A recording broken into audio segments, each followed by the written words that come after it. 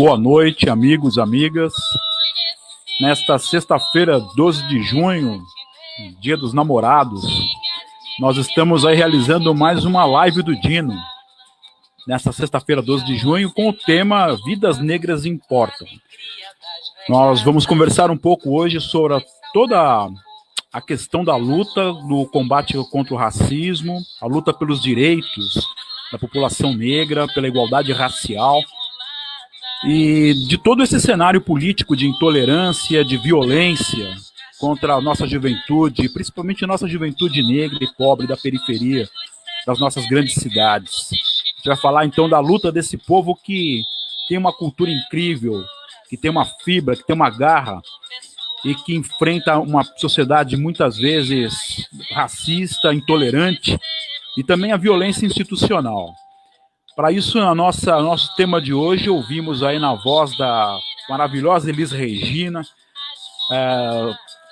e também letra de Aldir Blanc, e também de João Bosco, a composição Almirante Negro, que nos fala também dessa luta, nos fala da história de João Cândido, da revolta da Chibata, a revolta dos trabalhadores, do nosso povo contra a opressão, contra todo tipo de violência e contra todo tipo de violência e intolerância. Iniciamos então hoje, os nossos convidados hoje são, como não poderia deixar de ser, militantes e ativistas da luta no combate ao racismo, a luta pela igualdade racial. Conversaremos com os companheiros aqui, o Cláudio Santana, secretário de Igualdade Racial do PT de Santo André, e também com a nossa companheira Yara Bento, também vice-presidenta do PT de São Bernardo do Campo.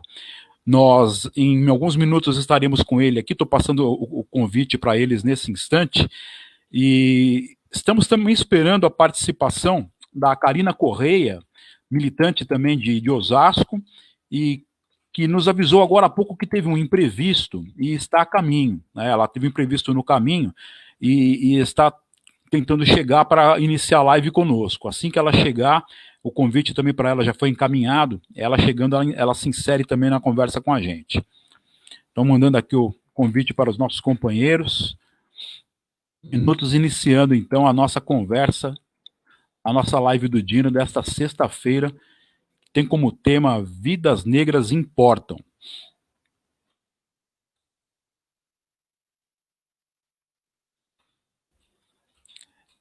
Essa sexta-feira, então,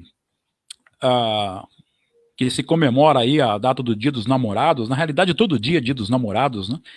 Não é uma data comercial que importa, mas enfim, é dia também da gente tá em paz aí com quem a gente gosta, com quem, né, quem não tem namorado também, mas é um dia especial esse, com certeza.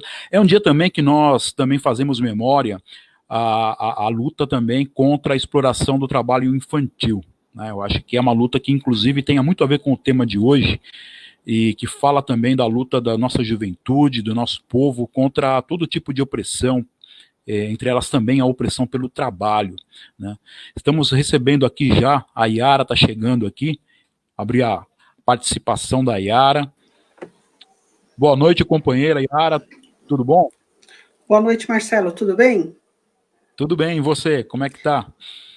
Bom, tirando aí essa questão do isolamento que a gente precisa cumprir, para que a gente possa chegar aí ao nosso futuro e mantendo as nossas famílias e os nossos amigos e a nossa sociedade preservada e com saúde, estamos caminhando aí, na medida do possível.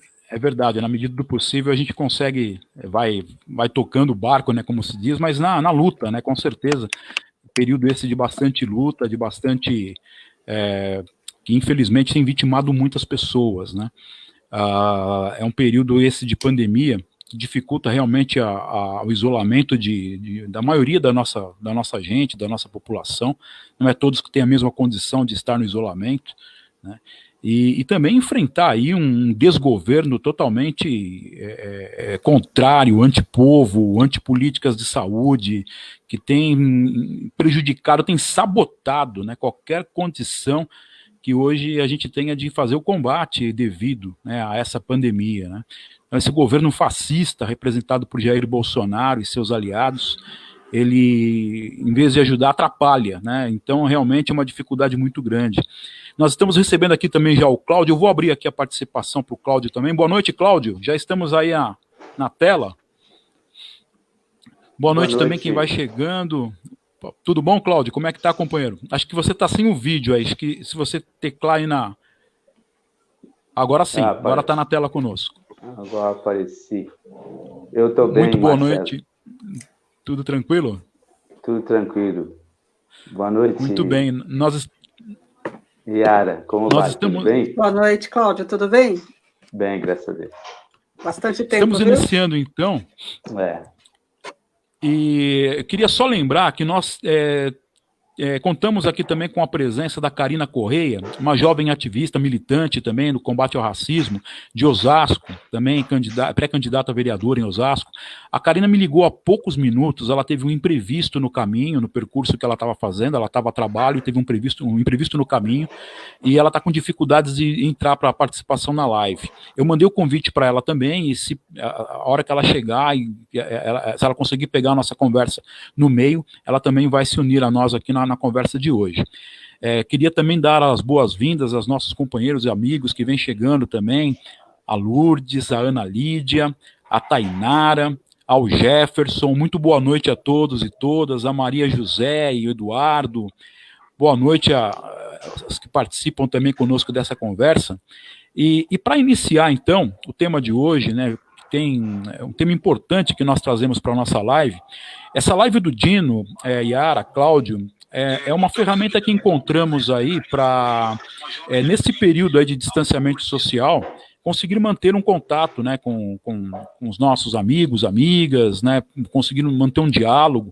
É evidente que nós gostaríamos de estar nos reunindo aí presencialmente, fazendo nossas reuniões, as nossas conversas com as comunidades, mas infelizmente, por causa do distanciamento, isso nesse momento não é possível. A live tem nos ajudado nesse sentido, né? E o tema de hoje é um tema bastante presente, vidas negras importam, não é um tema novo, evidente, infelizmente, né? Essa luta contra o racismo, a luta pela igualdade racial, é uma luta histórica, é uma luta que travamos aí há séculos no nosso Brasil, né? Que tem aí uma trajetória escravista, uma sociedade patriarcal. Mas, enfim, é um tema que, embora não seja novo, ele ganha novos contornos diante de todo o cenário político, social e econômico em que vivemos, e agravado pela questão também da pandemia. Então, para iniciar, eu gostaria... pode iniciar com você, Yara, falar um pouco de você, como é que, do seu trabalho, das suas atividades, e como é que você está vendo esse momento aí, o cenário atual. Podemos, Marcelo, a gente está aqui para bater um papo, trocar uma ideia. Na verdade, é um espaço de resistência que a gente permanece aí atuando nesse período de isolamento. Bom, a Yara Bento, ela é moradora aqui de São Bernardo do Campo, o pessoal, a maioria conhece aqui a região onde eu moro, a Vila São José, a curva das pretas e dos pretos, né? A gente tem uma história aqui, né, no nosso bairro, e para nós é importante essa manutenção do nosso título de curva das pretas e dos pretos, que é um marco para nós aqui na Vila São José. Sou nascida e criada aqui na região, minha família ela vem de Minas Gerais, mas sou nascida e criada aqui no mesmo local, no mesmo bairro. Nesse momento, eu estou aí caminhando para o 4º semestre do curso de Direito, também colocada aí as dificuldades de estudar virtualmente, para quem está habituado no âmbito da escola presencial.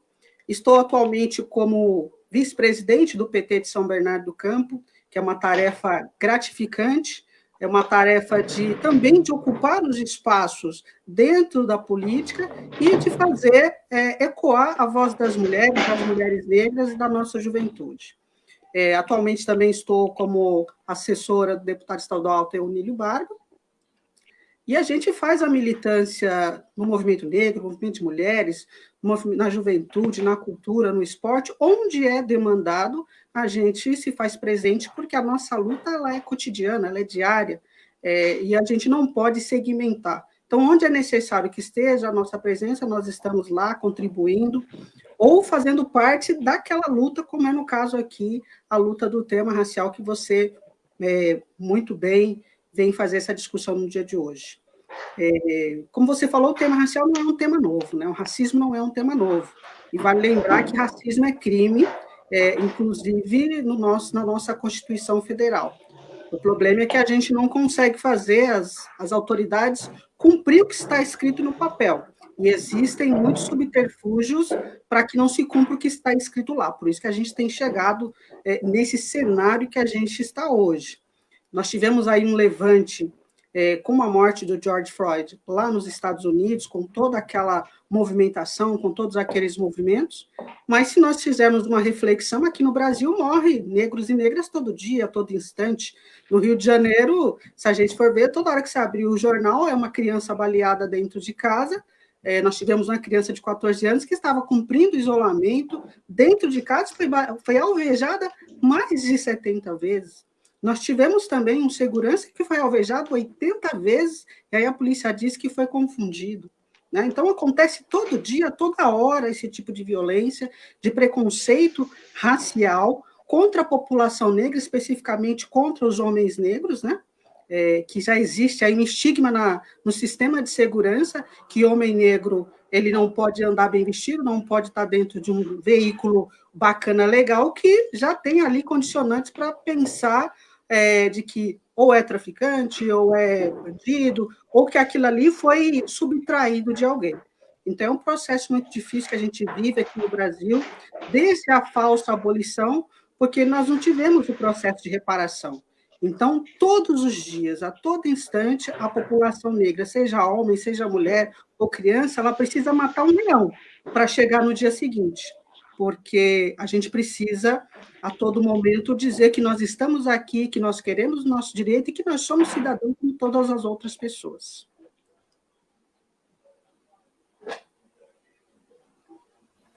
Evidente, acho que é de fato uma luta importante, uma luta presente, né, no nosso dia a dia, como você relata, né, nas nossas grandes cidades, também em São Bernardo, aqui no ABC, de forma geral. E ouvindo agora um pouco, gostaria que o Cláudio pudesse também se apresentar, falar um pouco do trabalho dele aqui em Santo André, da sua militância, e como é que o Cláudio também vê esse cenário atual em que nós estamos aí vivenciando, Cláudio. Boa noite. Boa noite. É um prazer estar aqui com você, Yara, prazer estar aqui com você, Marcelo. Quero agradecer desde já o convite para falar da questão racial, né, que está nas nossas vidas, nas nossas veias. Eu sou Cláudio Santana, nasci na cidade de Santo André, me criei em São Caetano, já faz um bom tempo disso. São Caetano, que é considerada ainda uma cidade brinco, de princesa e tal. Vivi lá um tempo, depois voltei para Santo André, onde resido agora. Né? Entre os mais negros, eu vivi um tempo nos finais de semana e em momentos pontuais, né? Porque a gente ia no baile, e aí o baile negro, e nos finais de semana a gente se reunia para ouvir lá um samba e tal, e aí a gente tinha uma concentração de pretos e pretas maior, né? Mas era em relação a essas datas especiais aí nos bailes. Quanto à consciência, enquanto ser preto, ser preta, eu fui adquirindo nessas convivências e analisando as pessoas, né? Então, através de outras reuniões, se me vi, né, misturado nisso e fui convidado a participar dessas reuniões, e aí comecei a entender um pouco melhor o que seria isso. A falta de oportunidade, por que dessa falta de oportunidade e por que dessa não visibilidade do povo preto nas demais formas, nos demais lugares que a gente se encontrava.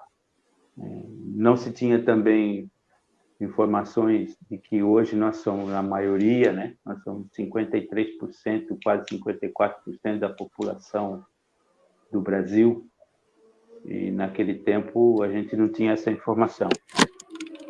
Então, para a gente, a invisibilidade era porque a gente não tinha essa informação, entendeu? Em função dessas reuniões, em função dessas conversas, de alguns debates que fizemos, comecei a constatar que era preciso fazer algumas coisas, e sozinho não se faz nada. Então, nos reunimos aí, um grupo de pessoas, e fomos trabalhar algumas propostas políticas, né, desenvolver alguns governos, alguns projetos, e também chegamos à conclusão que só fazendo isso você não conseguiria fazer as coisas. Você tinha que veicular. Não é só debater, discutir, construir, ficar entre nós temos que veicular isso. E aí se organizou para a gente fazer isso para dentro do governo municipal. Então, a partir daí, a gente começou a desenvolver algumas coisas, alguns projetos. E teve uns momentos bastante intensos, né? Tanto em Santo André como no Grande ABCD-MRR, que foi o 20 de novembro feriado, né? Que a região se uniu para poder trabalhar isso e colocar nos 7 municípios, né, essa comemoração alusivo ao assassinato de Zumbi dos Palmares. Em várias cidades foi criado um organismo dentro do governo, que eram assessorias do direito da comunidade negra. Depois se criou o Conselho da Comunidade Negra em Santo André, né? Em Santo André também foi fortalecido algumas ONGs, né? E alguns conjuntos dessas várias ONGs, que a gente chamou de fórum. Na região, nós constituímos a Coordenação Estadual 20, que veio para tratar e organizar melhor essa questão do 20 de novembro na região, né? Por outras questões, e também organismos para dentro do governo, nós criamos o FORPI, que era o Fórum Regional de Promoção da Igualdade Racial, que envolvia 7 cidades, né? Politicamente, eu trabalhei dentro da macro ABC, tentando organizar as várias secretarias de combate ao racismo dentro do PT, e por aí vai. Essa é um pouco da história do Cláudio Santana. Obrigado, Cláudio, também pela sua experiência aqui, por ter também aceito o nosso convite, né? Essa é uma questão que a gente vem tratando aqui, ó, hoje a gente está aqui em Santo André, São Bernardo, mas a gente sabe da dificuldade do ABC como um todo, né, da nossa região metropolitana.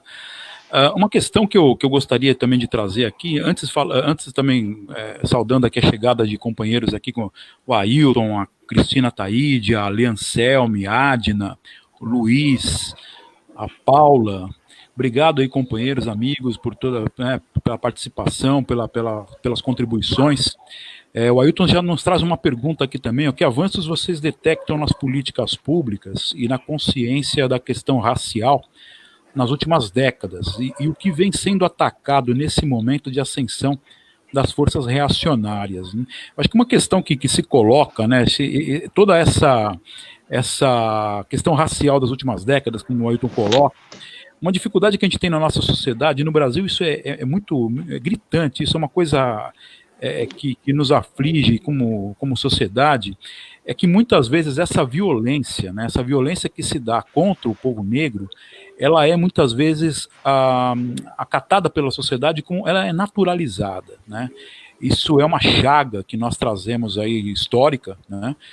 Em que muitas vezes, como por exemplo, casos como do menino Miguel, como do menino João Pedro, né, como foi citado aqui, eles acontecem todos os dias, as nossas cidades, acontecem no campo, né? Esse tipo de situação, essa violência, né, ela é diária, ela é cotidiana, mas parece que isso não chega a revoltar a sociedade de uma forma geral, muito pelo contrário. A sociedade acaba catando isso como uma coisa naturalizada, como uma coisa rotineira, né? Eu queria ouvir um pouco de vocês também, como é que vocês veem essa luta de tantas décadas, né, contra o racismo, e de que forma a ascensão das forças reacionárias nesse momento, do fascismo institucional, inclusive, né, de governos, aí seja no plano nacional, estadual, nos municípios, né, como é que esse avanço reacionário tem, de alguma forma, agravado? Como é que vocês veem o agravamento dessa situação hoje, né, diante desse cenário que nós vivemos? Yara? Oi, Marcelo, é importante essa pergunta que o Ailton nos traz, a reflexão que você acaba de fazer acerca do tema, porque, assim, olha, todos os avanços que nós tivemos no quesito racial no Brasil, de um período muito curto. Foi ali a partir da eleição do presidente Lula, com a instituição, a criação da CEPIR, que foi comandada pela companheira Matilde Ribeiro.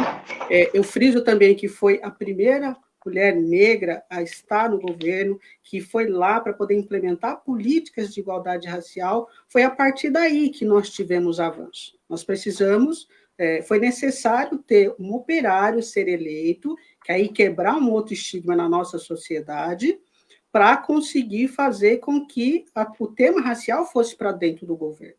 A partir da eleição do presidente Lula, o movimento negro começa a ter voz. Avançou-se muito durante o governo do presidente Lula, com diversas políticas, transversais, inclusive.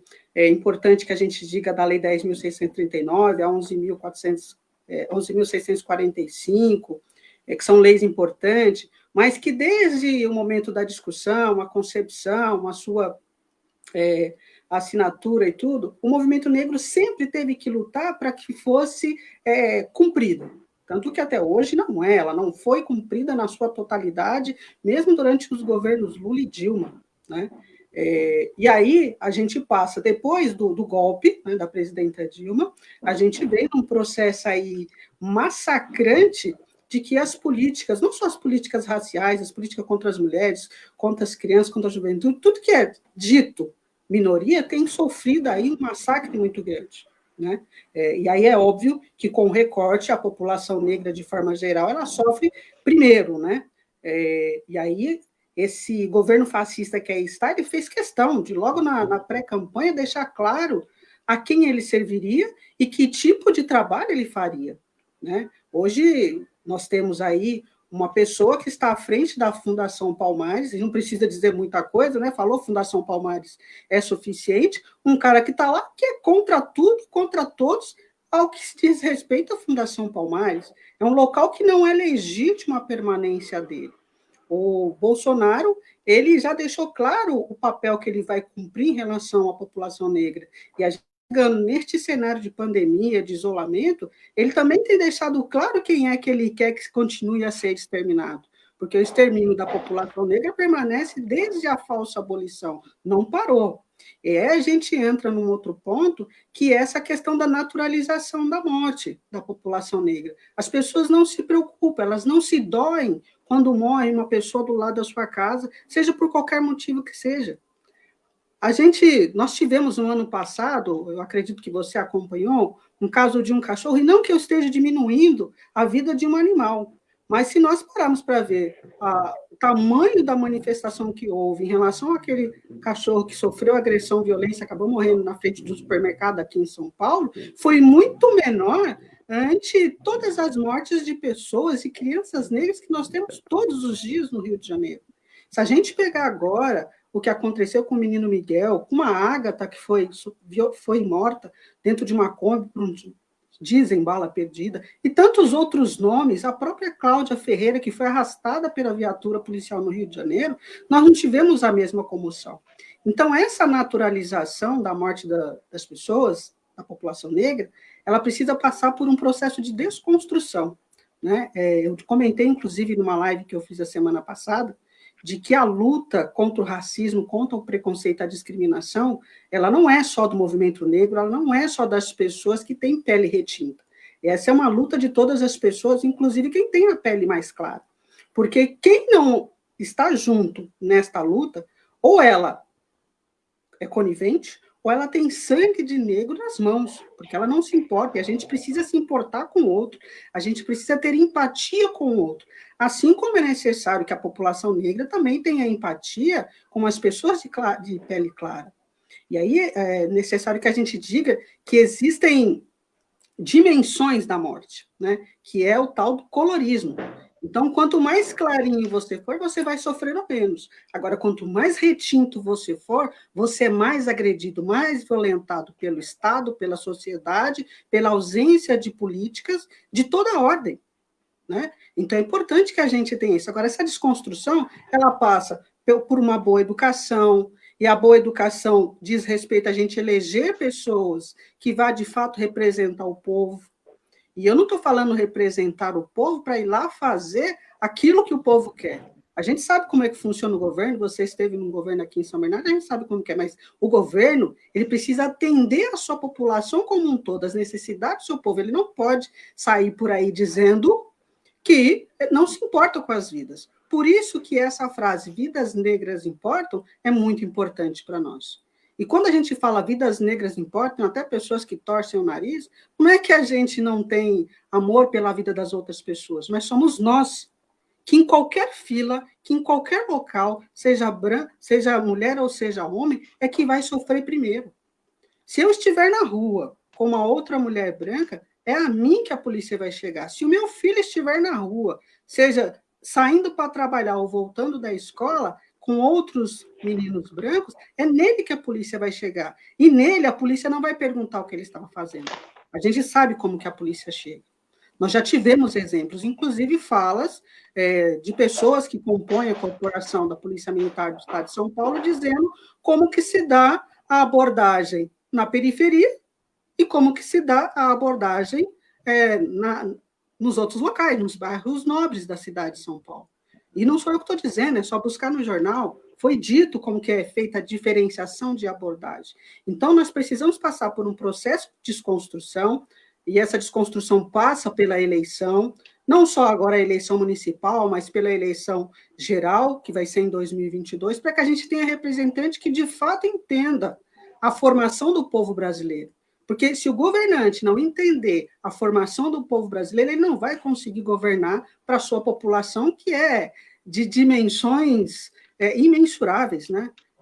A nossa mistura, a nossa raça aqui no Brasil, nós temos gente de todos os locais, e essa mistura faz o povo brasileiro, que é um povo acolhedor, inclusive, mas que tem esse negócio de natural. A morte de pessoas negras, ela acaba sendo natural, por isso que nós não tivemos ainda o mesmo movimento que ocorreu nos Estados Unidos. Mas eu acredito que, a partir deste exemplo que vem dos Estados Unidos, embora eu deixe claro que os Estados Unidos não é exemplo para ninguém, né? Nós temos que criar os nossos próprios exemplos, mas eu acredito que, mesmo assim, com o que tem acontecido nos Estados Unidos, vai ocorrer algo muito parecido aqui no Brasil, de que a gente vai mudar esse tipo de postura e de posicionamento cultural aqui das pessoas em relação à morte e à violência com relação às pessoas negras. De fato, Yara, se traz essa questão da necessária desconstrução, né, que ela deve envolver a sociedade como um todo, né, e passa pela educação, né? Essa questão que você coloca, importantíssima, né? Inclusive, nós tivemos aqui a contribuição do Israel, dizendo com Boa Noite, Israel, né? Como é chocante como a sociedade reage quando um garoto negro é morto pela polícia. Logo surgem imagens fake, né, afirmando que o garoto estava armado. O racismo está presente até onde muita gente não o percebe, é verdade. Ele está tão introjetado na sociedade, ele está tão presente no nosso cotidiano, que muitas vezes esse racismo ele passa despercebido. E tem essa questão do racismo institucional, como você bem citou, né? A questão, às vezes, o próprio protocolo de abordagem das pessoas é diferenciado, né? Então, essa segregação, ela é institucional, inclusive, é uma coisa, é uma chaga que nós precisamos vencer. A educação, de fato, é algo que vai contribuir com isso. Imagino que é necessário aí uma luta pela educação. A Wanda coloca aqui também muito bom, Yara, a sociedade não se importa com os negros e negras. A Adna também diz que o ensino nas escolas é importante, o ensino da África nas escolas é da cultura negra, né, que é uma das questões que a cultura pode contribuir também para ajudar a desconstruir essa questão na nossa sociedade. Passando agora um pouco para o Cláudio, como é que você vê, então, Cláudio, também essa questão presente hoje na sociedade brasileira, também como nós vamos falando, né? E de que forma a gente enfrentar esse desafio da desconstrução dessa chaga, dessa tragédia que nós, como brasileiros, vivemos como um todo? Não é fácil, né? Mas também não é impossível. O movimento negro, ou seja, o movimentar dos pretos e das pretas aqui no Brasil, ele não é de agora, ele é de décadas, né? Ele é de muito tempo. Você falou no avanço, né? Então, como disse a Yara, o avanço ele aconteceu a partir do governo Lula, e a partir do Lula estar governando esse país aqui. Ele foi o único presidente que teve a coragem de ir em território africano e pedir desculpa pelos que os assim se diz brasileiros fizeram aos africanos, sequestrando de lá ou sendo vendido por eles lá e vindo aqui como ferramenta de trabalho. Foi o único que teve a coragem de fazer isso. Então, o povo brasileiro ele foi formado por uma gama de pessoas vinda de Portugal que não eram das melhores, entendeu? Eles não eram bem quistos na sociedade portuguesa. Aí eles vieram para cá. E aí eles formaram um pouco a nação brasileira. Então, tem tudo, assim, fazendo uma comparação, não dá para a gente comparar muito com os Estados Unidos, o Brasil e tal, pelo método e pelas condições que teve a colonização desses dois países, né? O Brasil foi colonizado com o intuito de ser explorado. Como os indígenas não conseguiam fazer o trabalho para que esses portugueses que aqui vieram, junto com eles, alguns espanhóis e tal, né? Eles foram largados de lado e aí se transportaram para cá os escravos. Os escravizados, que eram africanos escravizados. E dentro disso, eles vieram para fazer o trabalho de explorar o país. Eles não vieram para colonizar e aí se formar um povo e tudo mais. Eles vieram para pegar as coisas que tinham aqui e mandar para a pátria deles, para o país deles, e fazer isso.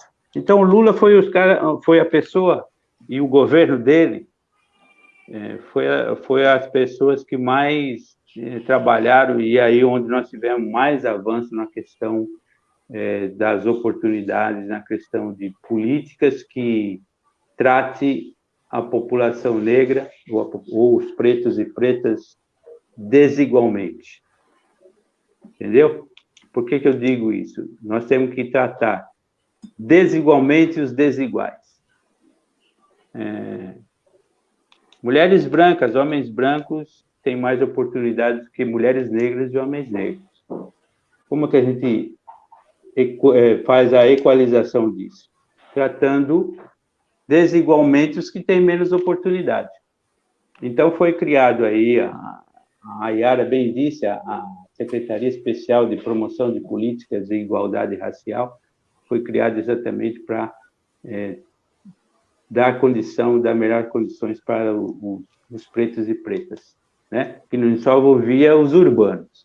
Nós estamos falando aqui de quilombola, né? Nós estamos falando de várias coisas. Nós estamos falando assim também a questão racial, também não só do trabalho e oportunidade dentro de uma instituição, seja pública ou privada, nós estamos falando aqui de direito à terra.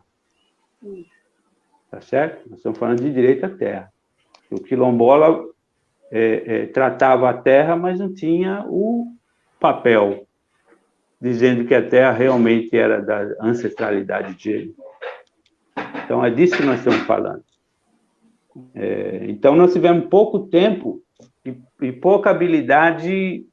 Por quê? Por que eu falo pouca habilidade? Porque nós tínhamos e temos ainda pouca informação de como funciona isso. Tá certo? Como funciona isso juridicamente? Como funciona isso? Qual o caminho fazer para você conseguir com facilidade as terras que estou falando aqui dos quilombolas, né? Qual o caminho para você fazer isso? E também estamos falando de poucas oportunidades em postos de comando e postos de trabalho. Você chega num cartório, você não tem nenhum negro, né? Com essa qualificação e com esse estudo para poder facilitar algumas coisas, não é? Então, assim, as pessoas brancas, assim como as negras, defende sempre o seu espaço, né? Então, o espaço ele nunca é dado, ele sempre tem que ser conquistado. Então, quem tem mais informação conquista mais. E hoje em dia, com esse governo que agora nós temos, 57 milhões de pessoas votou no Jair Messias Bolsonaro, que é um problema gigantesco para todos os outros brasileiros, nós não temos mais nem confiança nas informações que recebemos, porque ele lançou uma rede de mentira e usando não humanos, né? Usando os robôs para disseminar essas mentiras que você não confia mais em nada. Você não confiando numa informação que você recebe, você não avança. Você não avança para lugar nenhum. Entendeu? E os pretos e pretas, como já são de condição desconfiada, nós estamos...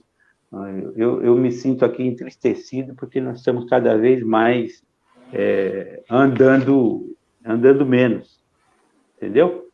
Outra coisa que não nos ajuda é a informação entre nós.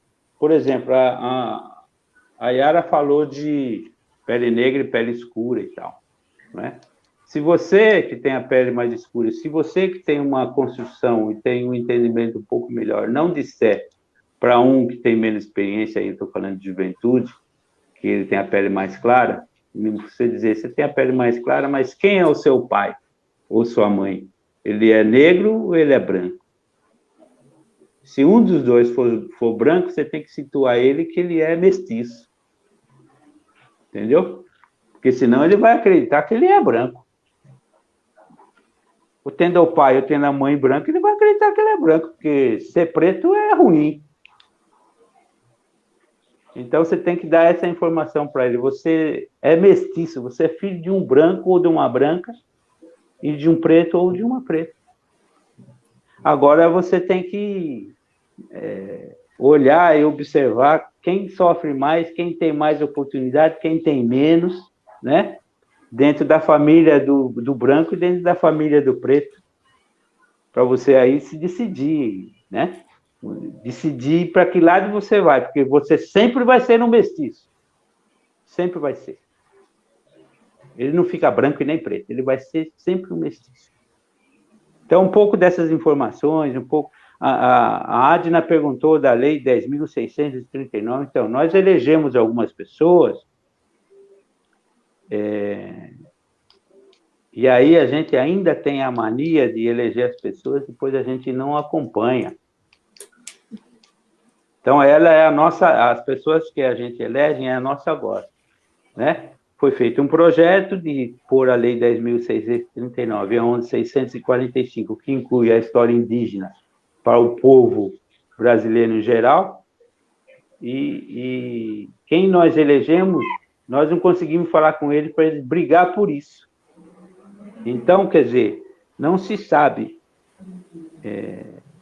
Se a Lei 10.639 e se a Lei 11.645 realmente estão sendo implementadas. Eu quero estar errado, mas tenho a certeza que não.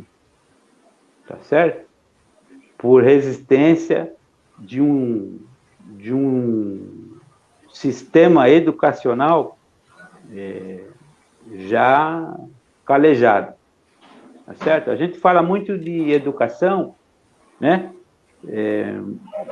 Mas a educação, ela não pode ser essa maneira convencional de se passar informação. Quando você fala de Lei 10.639, quando você fala de 11.645, você tem que ir lá e entender o que eles entendem como ser educação. Por exemplo, a população preta no mundo não, na África e aqui no Brasil, ela é formada por oralidade. Não se escreve muito no caderno, não se anota muito e tal. Então, a gente tem que passar um pouco dessas características para dentro da educação convencional. Tá certo? Os exemplos que você tem em livros não está incluído a história afro-brasileira e a história africana nesses livros. Não é?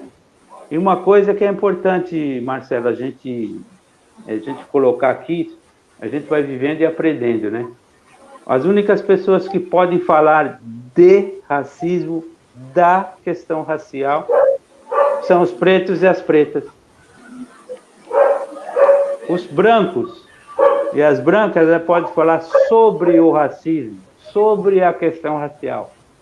Uma outra frase que a gente vai reavivando, que é assim: só quem sente é que sabe, e só quem é que sente. Entendeu? É um pouco essa história. Muito bem, essa questão que você cita também, Cláudio, essa questão da educação, né? E é importantíssima nessa desconstrução.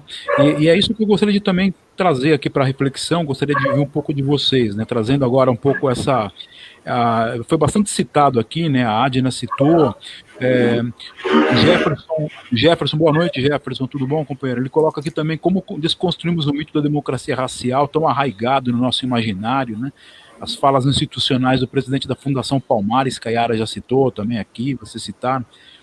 O Ailton também retoma essa questão da educação, né? Vocês não acham que a escola, desde os níveis iniciais, né, teria um papel fundamental na desconstrução do racismo, né?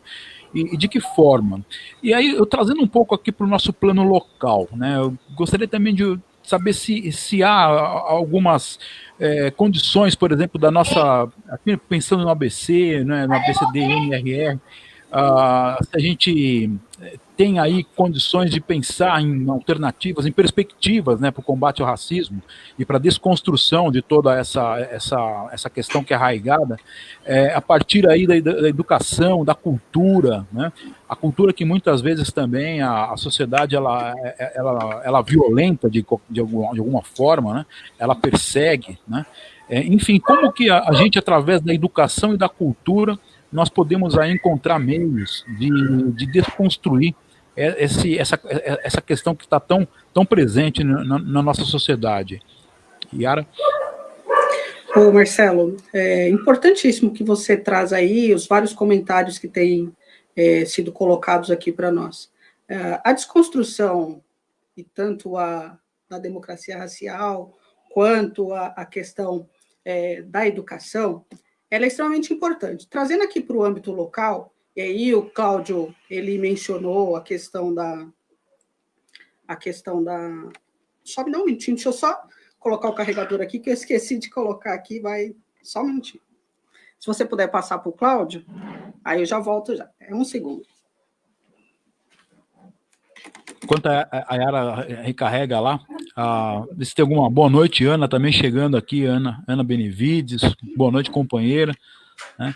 A questão que a gente está colocando aqui com relação à educação e à cultura, que tanto a Yara quanto o Cláudio já citaram, né, elas são, acho que, fundamentais nessa desconstrução, né? Até gostaria de citar um pouco da cultura, Cláudio, que a cultura que também é uma área onde eu milito, onde eu atuo, né? Também como gestor público, né? Em São Bernardo, também no Ministério da Cultura. Nós sabemos que a cultura brasileira ela é muito rica, né? E uma das matrizes, um dos pilares da cultura brasileira é a cultura negra, né? Cultura daqueles que nos trouxeram um legado histórico, né, através de nossos antepassados, enfim, e muitas vezes brutalmente é atacada, né? Quando eu vejo esse sujeito que está à frente da Fundação Palmares, quando eu vejo os ataques frontais que ele faz à nossa cultura, é algo assintoso, né? É algo que provoca, acho que a cultura brasileira como um todo, porque a cultura negra é uma das matrizes, é um dos pilares da cultura brasileira, né?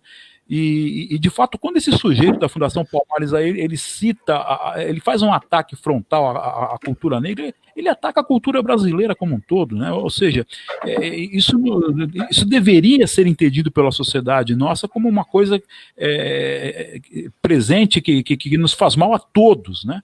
Como já foi citado aqui, o racismo nos faz mal a todos nós, né? Mas infelizmente essa cultura que arraigada na nossa sociedade, ela busca de todas as formas fazer com que a gente não entenda isso. E aqui, voltando à educação, né, falando um pouco a Yara, acho que já retornou, falando um pouco dessa questão da educação e da cultura, e falando um pouco da questão local, como que a gente pode encontrar meios aí de desconstruir essa chaga aberta aí na nossa sociedade? Bom, Marcelo, pedir desculpas aí, mas fazer ao vivo é isso, né? Estava descarregando aqui o notebook, eu tive que colocar o carregador. Você atuou aqui no governo em São Bernardo do Campo, você sabe o quanto é importante a questão do envolvimento, não só de quem atua na pasta, mas o entendimento do gestor que está à frente da gestão em relação ao tema racial, para que a gente possa avançar. Se o gestor, no caso aqui o prefeito, a gente está tratando do município, ele não tiver essa compreensão, esse entendimento de que é importante trabalhar essa pauta, essa política, e ter uma equipe que entenda e que consiga também dialogar com o movimento social, com as pessoas que necessitam dessa pauta para desconstrução, bem como os trabalhadores da pasta, a gente não vai conseguir avançar. Olhando aqui para o município, nós tivemos aqui as conferências, né, municipais, conferência estadual, regional, chegando até a esfera nacional,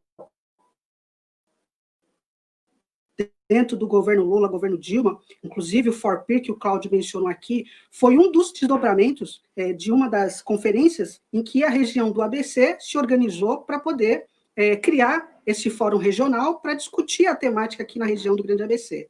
E aí, com as políticas que foram implementadas no governo federal e sendo descentralizadas para os estados e municípios, foi possível que algumas coisas fossem feitas nos municípios.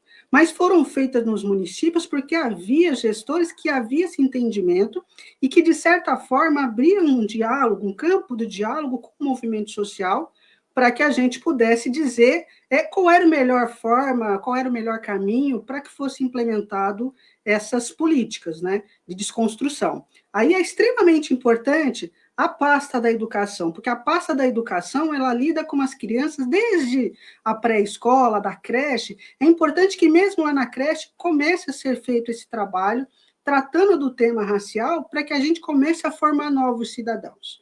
Aí depois você vem para a pré-escola, para o ensino básico, o ensino médio, e assim vai. E aí, outras coisas, que é necessário que a prefeitura, que o gestor público consiga fazer transversalmente para que a gente possa fazer essa discussão. Para fora do governo, por exemplo, dentro das fábricas. Como é que você faz isso dentro das fábricas? Aí você precisa tratar isso com o setor industrial, que é o capitalismo, que é um outro setor extremamente importante, um setor difícil de você fazer desconstrução. E se você tem políticas dentro do município que você coloca, de certa forma, aí, você força, porque se você não forçar, não existe essa discussão, não haverá essa desconstrução. O problema da Lei 10.639 a 11.645 é que em alguns locais ficou...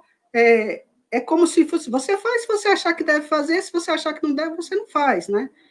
Apesar de ser uma lei federal. Então, a gente não teve esse empenho, de fato, dos gestores para que isso fosse implementado.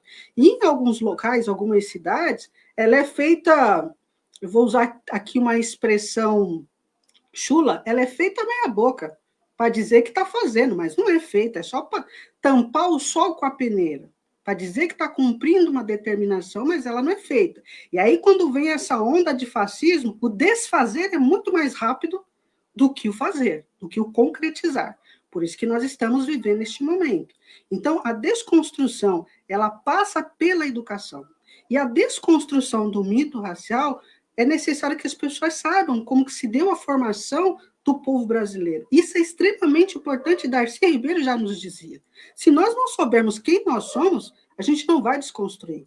É importante que a gente saiba também que ocorreu sim uma falsa abolição, porque quando foi assinado o documento, e a gente que milita no movimento, eu e o Cláudio, a gente sabe por que aconteceu a assinatura, os negros saíram com uma mão na frente e outra atrás, muito nem com a mão em lugar nenhum, porque não foi dado terras, não foi dado oportunidade de trabalho, não foi dado casa, não foi dado nada. Então, hoje, um pouco do que a gente tem, por exemplo, se a gente falar hoje que a gente tem favela, foi desse período, porque jogaram os negros na rua, sem condição nenhuma.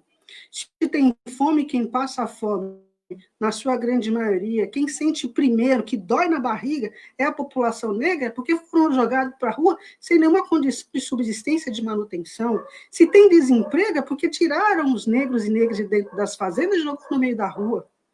E aí a gente entra num outro ponto, que é os negros, como um mecanismo de defesa, você tinha a capoeira, que logo foi dado que era a luta de malandro, era coisa de malandro, que até hoje, você que é do setor da cultura, você sabe o quanto a gente tem de dificuldade para poder pautar essa questão cultural que é a capoeira nos municípios. A gente avançou um pouco? Avançamos um pouco, mas ainda é muito pouco frente ao que precisa ser avançado. Agora, é necessário que nesse novo processo que a gente vai viver a partir de 2020, que são as eleições, a gente precisa começar a mudar a rota, para a gente corrigir. Agora, se nós não corrigirmos agora, depois é difícil, porque não tem jeito. E nós vamos continuar tendo morte de mulheres, nós vamos continuar tendo morte da juventude negra, de homens, e passando agora por esse período da pandemia, nós sabemos também quem é que está morrendo lá na ponta.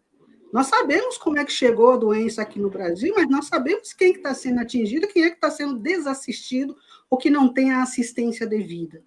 E, graças a Deus, nós ainda temos o SUS, o que muitos países não têm, porque se nós não tivéssemos, talvez eu e o Cláudio não estivesse aqui para dialogar com você e com os internautas que nos acompanham. Então, eu quero reforçar, a educação ela é extremamente importante. Entender a formação do povo brasileiro é extremamente importante. Mas, para além disso, é necessário que a gente tenha gestores capacitados e habilitados que tenha compreensão da necessidade de pautar nos governos a questão racial para que a gente possa avançar.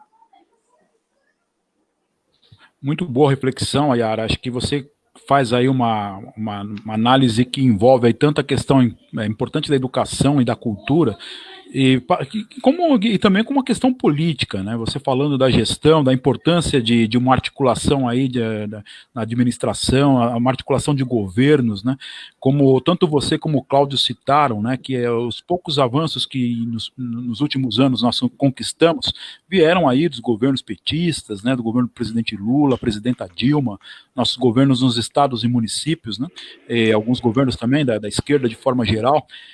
Que tem um diálogo, tem uma abertura para os movimentos, né, para os movimentos sociais, para as necessidades da população, e nós vimos o quanto nós estamos pagando hoje, né, pela ascensão da ultradireita, né, desses governos fascistas, nessa desconstrução.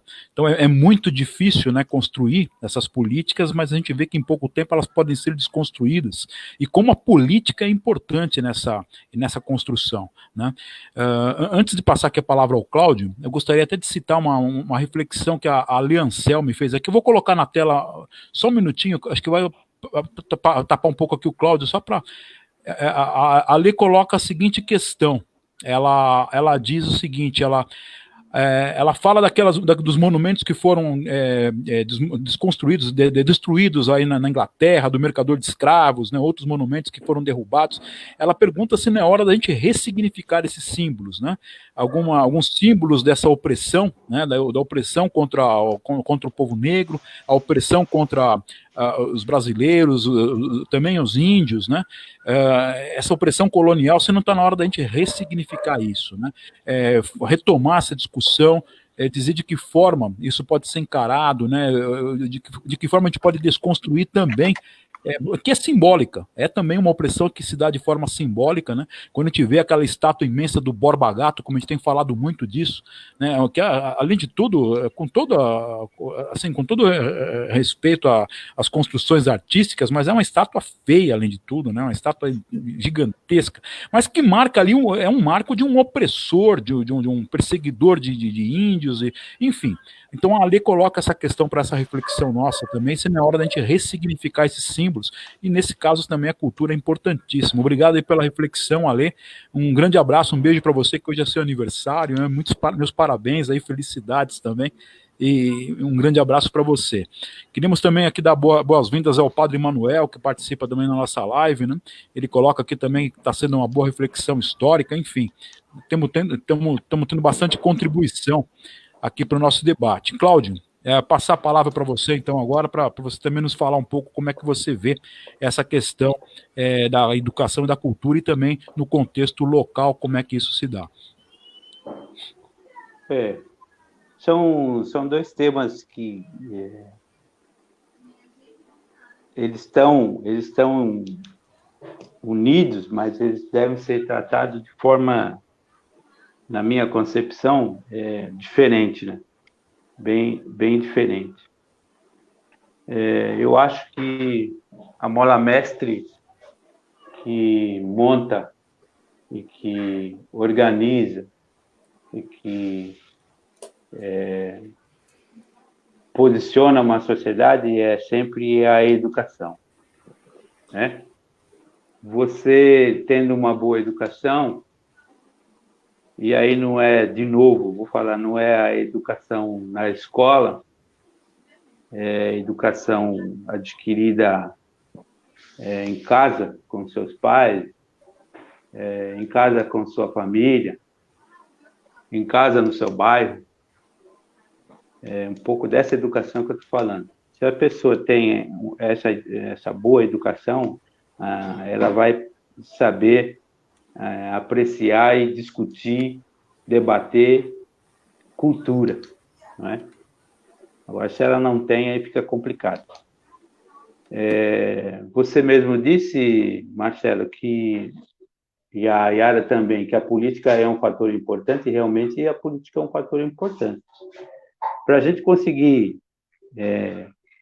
de novo, caminhar para esses avanços que tivemos desde 2003 até com esses 8, 9, 10 anos, nós temos que andar muito mais depressa e exigir das pessoas a tal da vontade política.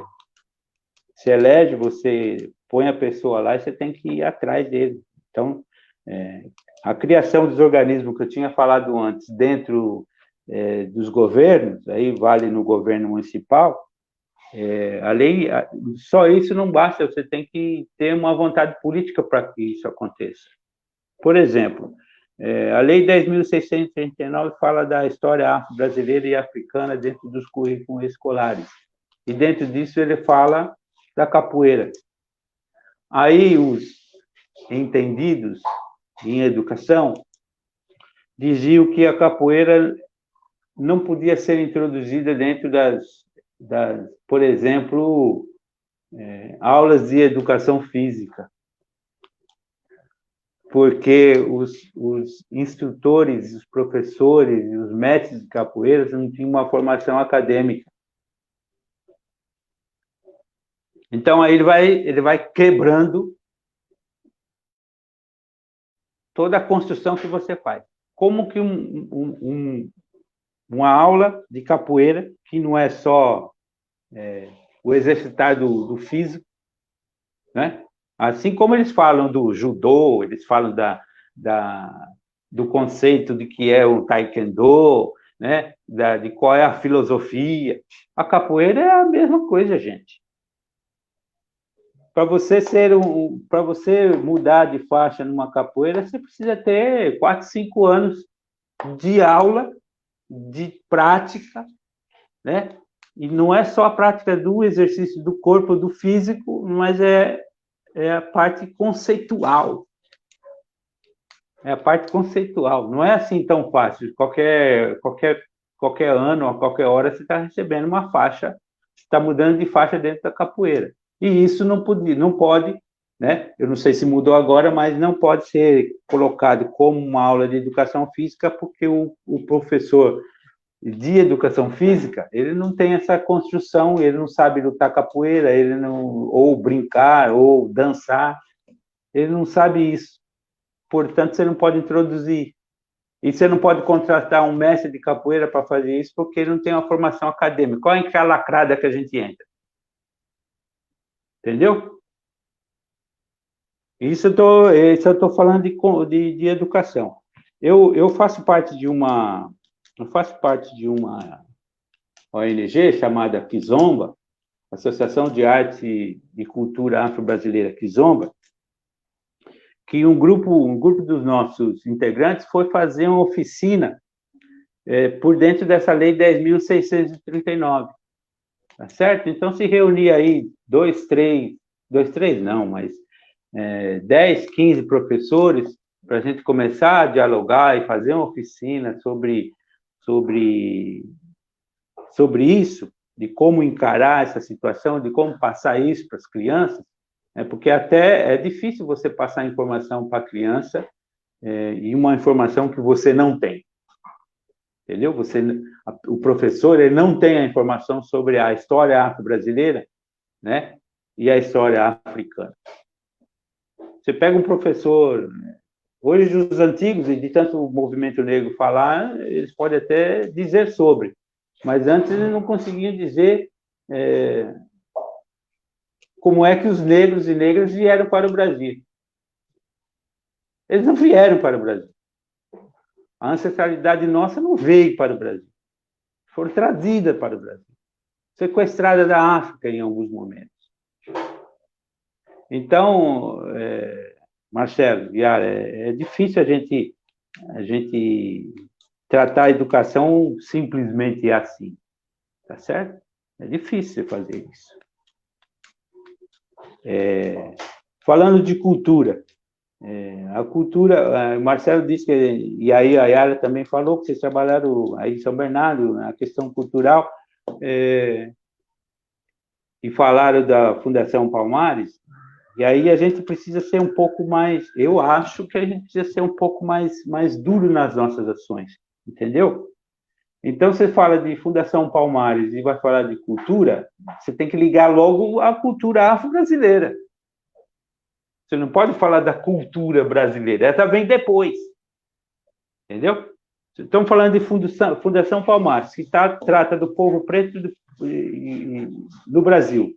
Você tem que falar de cultura afro-brasileira. Primeiro. Eu não estou dizendo que não é cultura brasileira. Mas primeiro você tem que evidenciar isso para que as outras pessoas consigam entender. E um estrangeiro consiga entender que a Fundação Palmares, além de tratar o povo preto nas suas políticas, nas suas oportunidades, nas suas ações, ela trata da cultura afro-brasileira desse povo. Porque senão você vai perdendo mesmo. Você perde isso. Entendeu? E aí você tem, dentro dessa cultura afro-brasileira, vamos falar, eu sou... hoje um católico não praticante, mas já pratiquei bastante. Vai falar a história da Folia de Reis. É uma cultura do povo preto católico no Brasil. Quando se não tem mais isso, não se fala mais isso, se perdeu. Então, assim... Então, é assim, vamos desconstruir o que é considerado geral e da minha maneira de entender, natural, para construir o que é uma coisa que primeiro tem que ser específica e primeiro tem que ser única para depois ser maior. Entendeu? Eu não sei se vocês conseguiram me entender muito bem essa última coisa. Então, primeiro, por exemplo, vai tratar da Folia de Reis, que é uma cultura afro-brasileira dentro da religião católica, assim como você tem dentro da religião de matriz africana, a parte religiosa e a parte cultural que envolve isso, a gente tem que primeiro especificar o que é isso para depois dizer que é geral.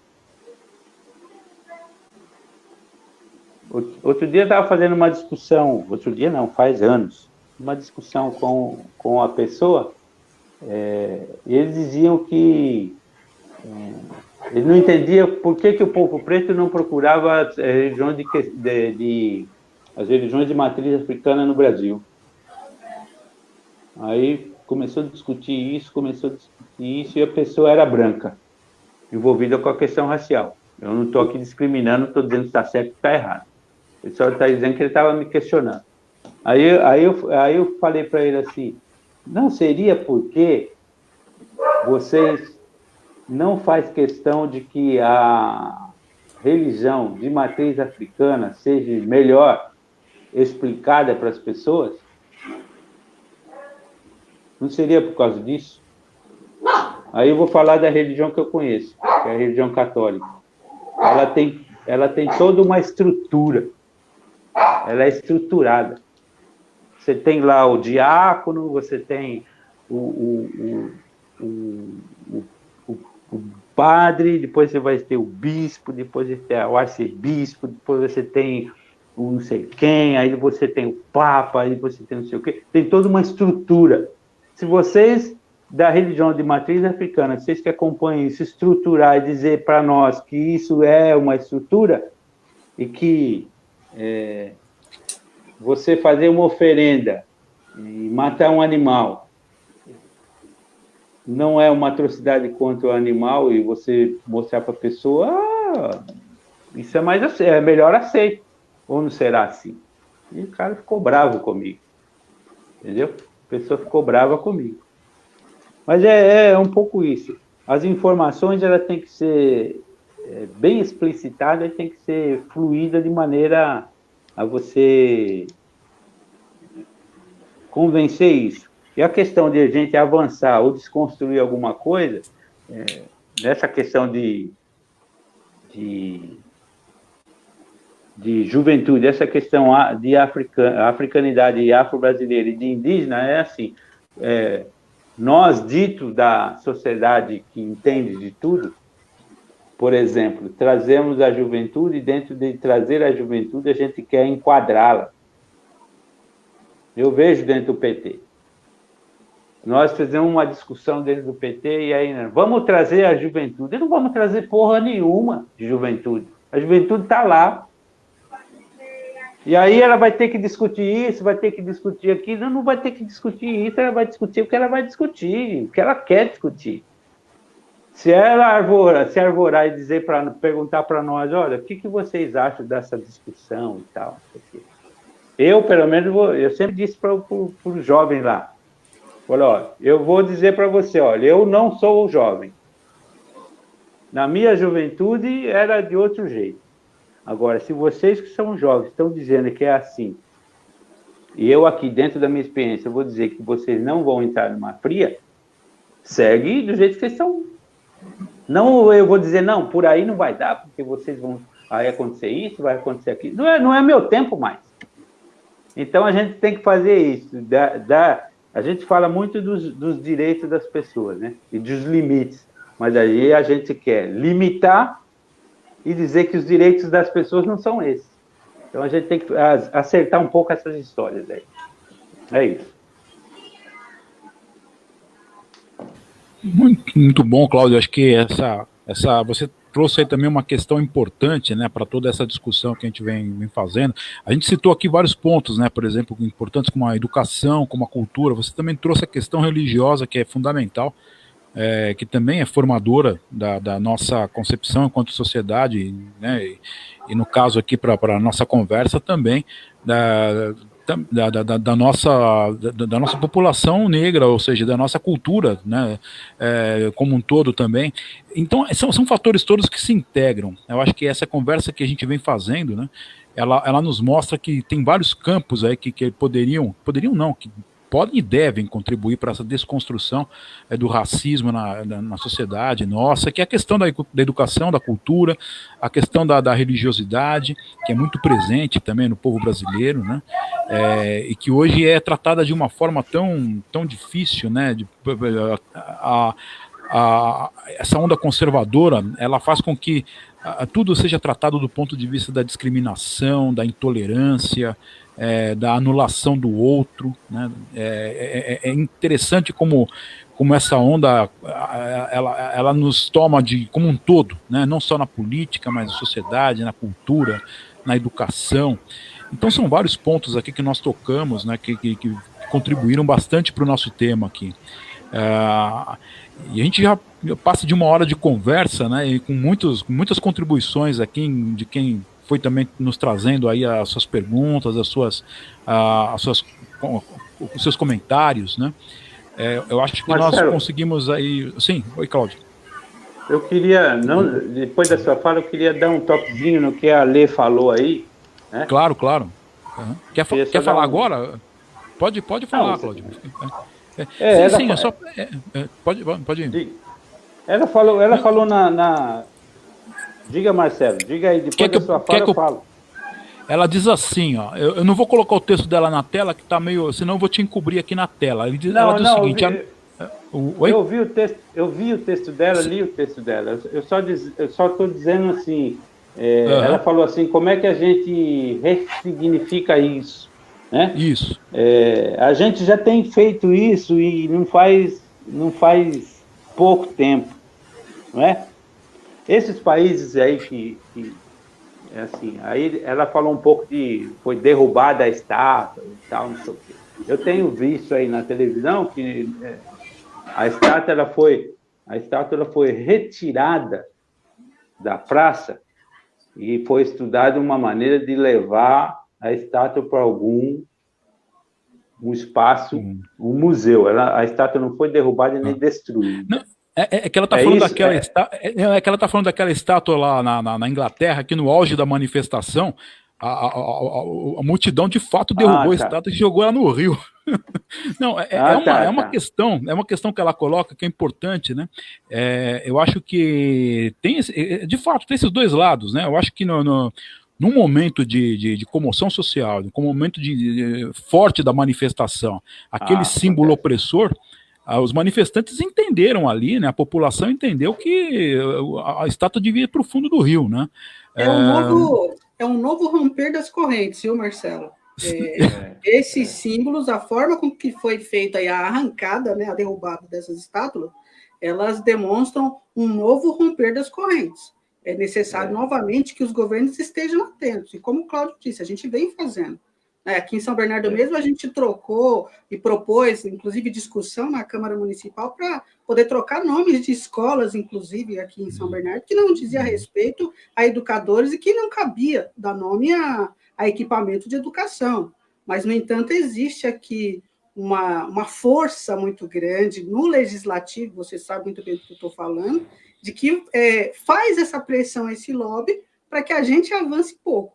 Então, esse movimento que foi feito lá, e, de novo, os Estados Unidos não é exemplo para ninguém, nós precisamos criar os nossos exemplos, mas eu entendo isso como um novo romper das correntes. É necessário que a gente, aqui no Brasil, comece a ser um pouco mais duro e assertivos nas nossas ações, a mandar recados mais claros para o poder público.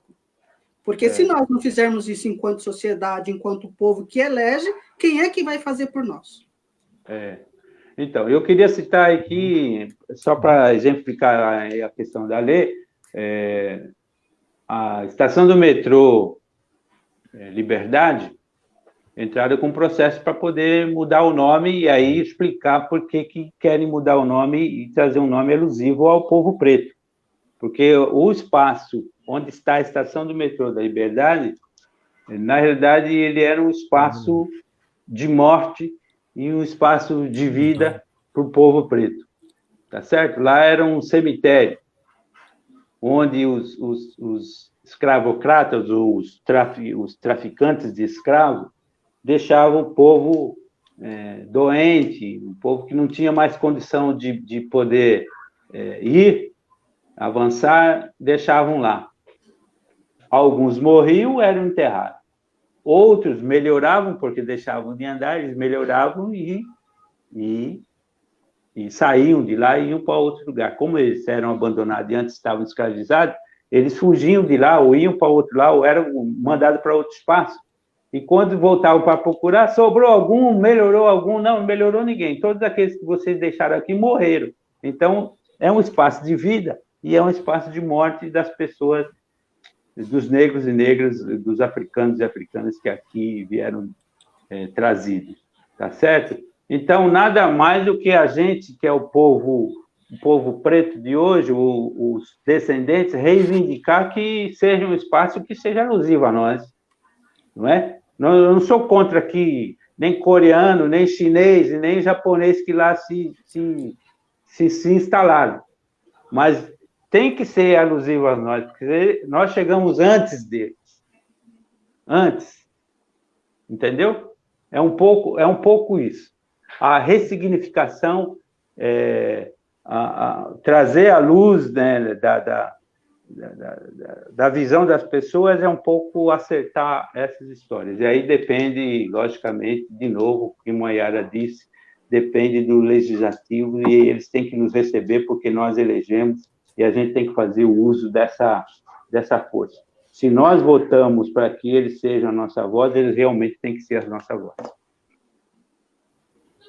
De fato, acho que é o que você cita, Cláudio, essa ressignificação ela precisa ser feita, ela já vem sendo feita, como você cita, né? E que é importante, né? Inclusive a Lê colocou aí novamente comentário, ela gostou do que a Yara disse, nesse novo romper das correntes, é isso mesmo, a Yara citou muito bem. É um novo romper das correntes, isso. Eu acho que é uma nova forma de você encarar essa, como desconstruir essa opressão, também do ponto de vista simbólico, né? E você citou bem essa questão, esse caso da Estação da Liberdade, né? E igual esse caso da Liberdade, nós temos outros tantos casos. Por aqui no ABC, né? Nós tivemos aí o ABC, as nossas cidades aqui no ABC também teve uma participação importantíssima do povo preto também, do povo pobre, que construiu essas cidades também com o suor do seu trabalho, do seu sangue, né? Mas muitas vezes se privilegia apenas a tradição europeia, italiana, portuguesa, né, em detrimento das nossas matrizes culturais, né? Então isso precisa também ser ressignificado aqui no ABC, acho que é importante, né? E esse romper de correntes aí nesse momento é importantíssimo, né, como a Yara coloca. Nosso debate está muito bom aqui, acho que as contribuições são importantíssimas, né? A Maria José também coloca aqui, a Liberdade tem muitas histórias do povo escravizado, ela citando aí você, Cláudia, a Maria José, a Maria José Moreira, ela fala realmente, ela destaca isso, né? Ali a região da Liberdade tem uma história muito profunda, né? Vinculada à população negra, né? E você citou bem essa questão aí dessa ressignificação importante num lugar histórico, né, conhecido no Brasil inteiro. Bom, eu ficaria conversando com vocês aqui a noite inteira. A gente tem muito assunto, tem muita coisa para a gente debater, para discutir, né, no combate ao racismo, na luta pela igualdade racial, na luta pelos direitos, né? Enfim, acho que tem muita coisa que a gente precisa estar colocando, né, no debate e estar elencando aqui para a gente encontrar formas nessa desconstrução. Eu vou agora abrir para as considerações de vocês aqui no finalzinho desse nosso debate, para que a Yara e você, Cláudio, possam aí falar um pouco mais aí sobre como vocês veem, então, nos trazer uma palavra de esperança para esse momento, né? Como é que vocês veem essa luta nesse momento e como é que a gente pode avançar definitivamente para esse romper de correntes aí que a Yara coloca, né? E que isso seja um marco na nossa luta, não só na luta do povo negro, importantíssima, que é o que nós estamos tratando aqui, mas a luta do povo brasileiro como um todo. Então vou deixar aqui para que vocês façam as suas considerações finais aí sobre como nós avançamos e como é que nós rompemos essas correntes daqui para frente. Yara?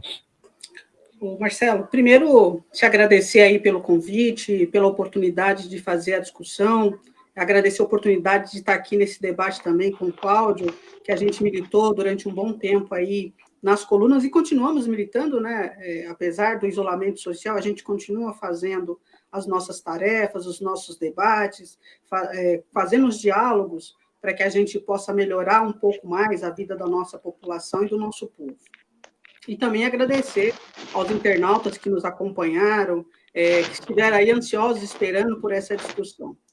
Eu fico triste nesse momento de nós fazermos uma discussão sobre o racismo nesse momento por conta de tudo que está acontecendo. Eu entendo que essa discussão ela tem que ser feita todos os dias, a toda hora, a todo instante, até que a gente vença esse mal, essa chaga que tem na nossa sociedade, não só no Brasil, mas no mundo inteiro. Porque o racismo, o preconceito acontece em todos os cantos do mundo. Então, eu entendo que é necessário que a gente faça essa discussão cotidianamente, até que a gente consiga, de fato, vencer esse processo que a gente está vivendo e consiga, de fato, romper as correntes. Não só derrubando as estátuas, mas rompendo as correntes que estão, inclusive, no inconsciente das pessoas que praticam esse preconceito, esse racismo. Né? Que a gente desconstrua e que a gente rompa as correntes nas instituições que acaba reproduzindo preconceitos e discriminações. Mas eu entendo que, de novo, este ano é um ano extremamente importante, você é pré-candidato, eu tenho certeza que poderemos contar com você, assim que você estiver lá na Câmara Municipal, para que essa pauta seja colocada em discussão, para que em qualquer situação a gente conte com o seu mandato, para que a gente consiga desconstruir. Mas sei também que você sozinho não será suficiente para poder fazer esse debate acontecer e que a gente consiga avançar. É necessário que os nossos pares todos entendam essa temática, independente da sua tonalidade de pele. Né? Então, é importante que a gente tenha isso muito claro. Mas também eu fico feliz que a gente tem visto a discussão racial de cabo a rabo. Está todo mundo fazendo. De novo, estou triste pelo momento, pela situação. Mas é importante que essas discussões estejam sendo feitas. Mas elas estão sendo feitas a partir de um mote que se deu fora do Brasil. Ninguém parou para fazer essa discussão racial, preconceituosa, quando a Cláudia Ferreira foi arrastada no Rio de Janeiro e passou na televisão. Ninguém parou para fazer essa discussão do preconceito quando milhares de jovens foram baleados e mortos lá no Rio de Janeiro. Ninguém parou para fazer essa discussão quando um segurança, um pai de família, foi alvejado mais de 80 vezes no Rio de Janeiro. Ninguém parou para fazer essa discussão quando o Estado vem empurrando para as periferias, para os cantos mais longínquos do centro da cidade, a nossa população.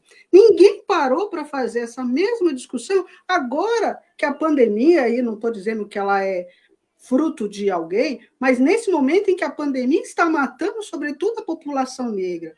Ninguém parou para fazer esse debate quando a primeira mulher negra que morreu foi contaminada pela sua patroa que veio de viagem do exterior e contaminou uma mulher negra. Então, é extremamente importante que a gente faça essa discussão, mas essa discussão ela não pode ser simplesmente nesse momento, ela tem que ser feita todo dia, toda hora, todo instante. Nós temos que ter empatia e nos importar com as outras pessoas. Às vezes acontecem coisas ao nosso lado e a gente não se importa, a gente vai se importar com coisas que aconteceram do outro lado do mundo. Né? Então é importante que as pessoas façam essa reflexão, que esse romper de corrente passe por todas as pessoas e que a gente consiga nos colocar no lugar das outras pessoas, de quem passa pelo racismo, pelo preconceito, mas também no local daquela pessoa que produz e reproduz o preconceito e o racismo, para que entender por que ela faz isso, como é que eu posso ajudar para que ela deixe de fazer. Né? Mas é extremamente importante esse debate. Agora, a eleição, eleger pessoas que tenham compromisso com uma pauta, ela é extremamente importante. Então, eu quero te agradecer pela oportunidade, quero deixar aqui a minha solidariedade a todas as pessoas que sofreram e passaram por esse processo, a mãe do garoto Miguel, que está sofrendo, e que não é só a questão da perda da criança, do filho, mas de outras situações que ela está vivendo. Quero me solidarizar a ela, mas a todas as outras pessoas que passam por esse problema. Quero me solidarizar ao Cláudio, que eu tenho certeza que já passou por diversas situações, assim como eu já passei por diversas situações, e todas as pessoas que estão nos ouvindo nesse momento e que também passaram por situações vexatórias, discriminatórias, e que, em outro ponto, Às vezes as coisas acontecem, a gente não se dá conta que aconteceu, a gente só vai se dar conta depois. Ou às vezes quando alguém está contando alguma coisa, fala, caramba, aconteceu comigo e eu não me dei conta. Porque é uma situação tão chocante que às vezes ela trava você. Você não consegue sequer ter reação porque você não acredita. Caramba, eu milito nessa causa, está acontecendo comigo, você não consegue reagir. Você não tem a mesma reação quando acontece com os outros. Às vezes acontece com a gente fica chocado, fica parado, estagnado, porque você não consegue entender a situação. Mas agradecer mesmo, Marcelo, a oportunidade e dizer que estou à sua disposição aí, agradecer aos internautas.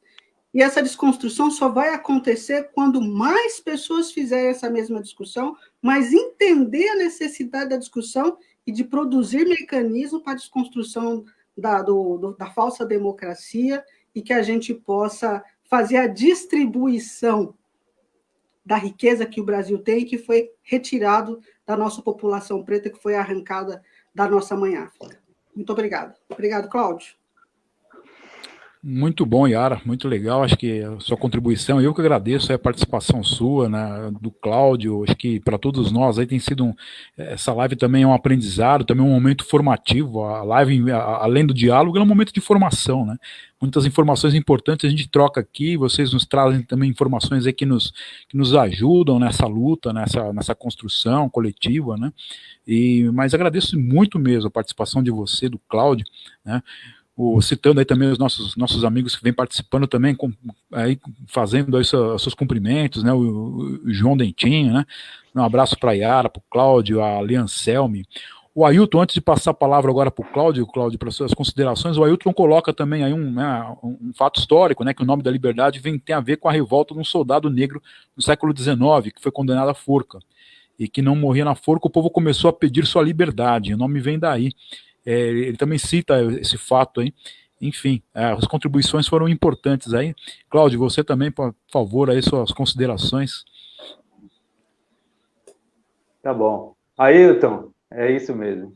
A gente vai vivendo e aprendendo. Quanto mais a gente debate sobre algum tema, a gente vai tornando mais substancioso e mais firme, né, em nossa memória. É importante. Eu agradeço imensamente o convite, Marcelo Dino. Fico bastante contente e feliz de estar aqui junto com você, junto com a Yara, que a gente milita há alguns tempos, às vezes junto, às vezes separado, mas estamos aí, né? E esperamos os mais jovens, né, Yara? Com certeza.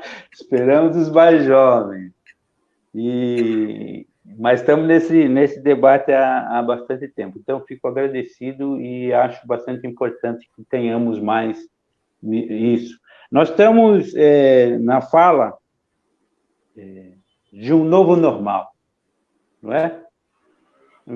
Tem alguns que dizem, não, depois que o coronavírus for, vai tudo voltar à normalidade. Não vai voltar à normalidade. Nós vamos ter um novo normal.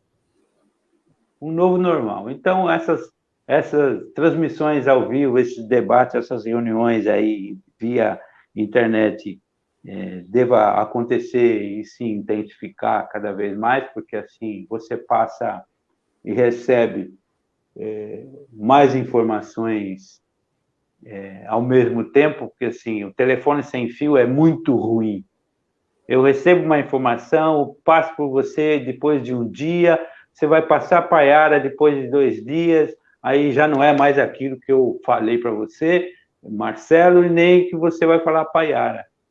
Então, sendo assim, eu recebo a informação e vocês recebem a mesma informação no mesmo dia. O entendimento é diferente, mas a informação ela foi passada, a informação é a mesma, tá certo? Dentro desse espaço nós discutimos educação, discutimos desconstrução e muitas outras coisas. Tem uma diferenciação entre as coisas que aconteceu e o mote de que as vidas negras importam. Teve uma luz mais forte devido ao George Floyd, lá em Minnesota, acho que ele foi morto, não é? e todo esse levante acontece lá e nós